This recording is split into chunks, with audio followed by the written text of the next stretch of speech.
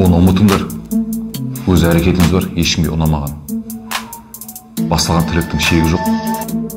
Әрбір мықты жауынгерге мықты қарсылас шығады. Бастысы соны сезе білу керек. Басқа амал жоқ жігіттер. Дұрыс айтасың.